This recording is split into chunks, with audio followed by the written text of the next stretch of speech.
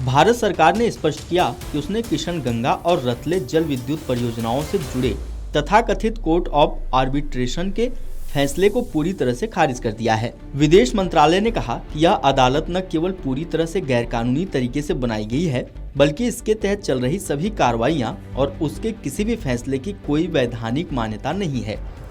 विदेश मंत्रालय की ओर से जारी बयान में कहा गया कि आज 1960 की सिंधु जल संधि के तहत कथित रूप से गठित इस अवैध कोर्ट ऑफ आर्बिट्रेशन ने खुद को अतिरिक्त पुरस्कार जारी करने का दावा किया है, जो कि जम्मू कश्मीर में भारत की किशनगंगा और रतले जल विद्युत परियोजनाओं की वैधता को लेकर है। विदेश मंत्रालय ने साफ किया कि भारत इस कोर्ट के अस्तित्व को ही कानूनी रूप से नहीं मानता।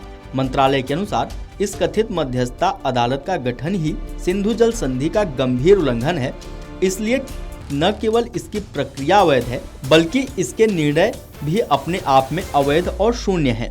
विदेश मंत्रालय के बयान में यह भी कहा गया कि भारत ने हाल ही में हुए पहलगाम आतंकी हमले के बाद एक संप्रभु राष्ट्र के तौर पर अपने अधिकार का प्रयोग करते हुए सिंधु जल संधि को अस्थायी रूप से स्थगित कर दिया है।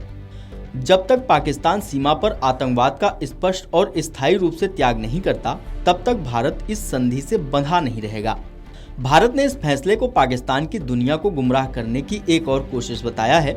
विदेश मंत्रालय ने कहा कि पाकिस्तान की यह नई चाल भी उसकी पुरानी आदत का हिस्सा है, जिसमें वह अंतर्राष्ट्रीय मंचों को धोखा देने और अपने हित में घुमाने की कोशिश करता है।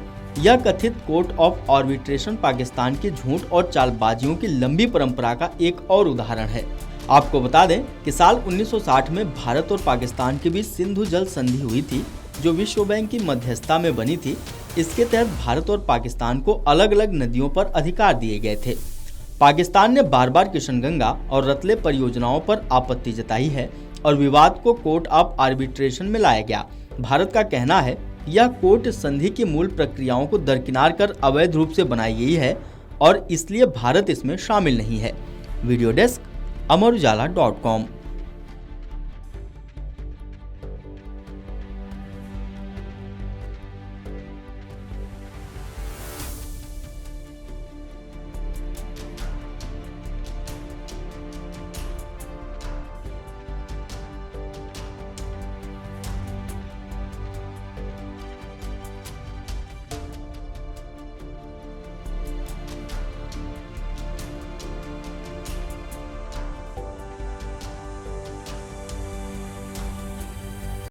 अगर आप ये वीडियो YouTube पर देख रहे हैं तो हमारे चैनल को सब्सक्राइब कर बेल आइकन दबाएं और Facebook पर देख रहे हैं तो हमारे पेज को लाइक करें।